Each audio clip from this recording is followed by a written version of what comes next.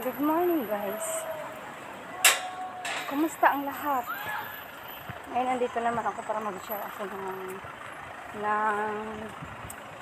ng blessings sa sarili ko. Ito ang blessings ko everyday na makukuha ko sa mga amo ko.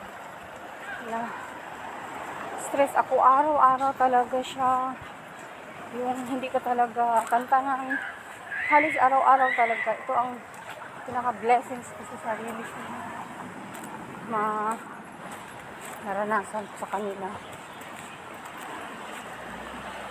Kaya sabi ko sa sarili ko, kaya ko kaya ito? Sabi ko sa sarili. Ang iniisip ko lang kasi, isip ko hindi ko ilagay sa puso ko kasi pag nasa puso ko, nasasaktan ako. Kaya ilalagay ko lang sa isipan ko. Okay. Doon ko na-realize na pag sinasabihan ka ng masamang salita, huwag daw i-accept para hindi ka nasasaktan. Hayaan mo lang sila. Basta ikaw ginagawa mo yung trabaho mo ng maayos. Yung ginagawa mo sa lahat.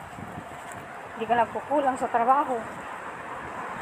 Kahit anong sasabihin nila sa iyo, basta ikaw mismo sa sarili mo hindi ka gumagawa ng kalukuhan.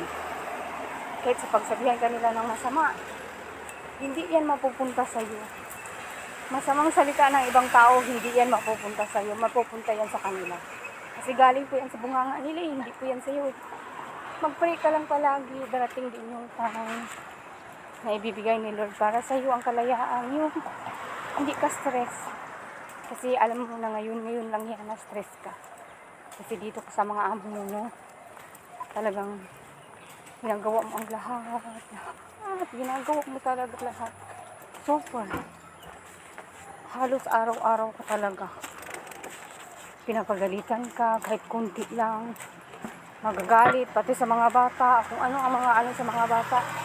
Mali na mga bata, sa iyo mapupunta. Lahat. Talagang sa iyo lahat. Pero nagpapasalamat ako dahil kahit pinagsabihan nila ako ng masama, hindi ako nanghihina ba?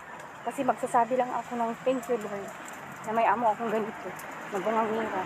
Kaya nung pinagsasabi, hindi mo maintindihan. Nagsasalita lang sila ng sikwa.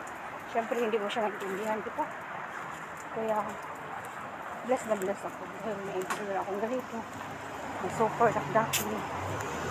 Tatapos sa anak. Diba? Darating din yung time na makatapos. Matatapos din ako. Kasi pag sinasabi mo ng napapagod ka na, lalo kang napapagod. Pero pag sasabi ka, okay, makaya mo ito. Okay, makakaya mo ito. At thank you God. Naging langliyagi ka nga dito sa akin, hindi mo pa pinapabayaan. Thank you so much Lord. God bless.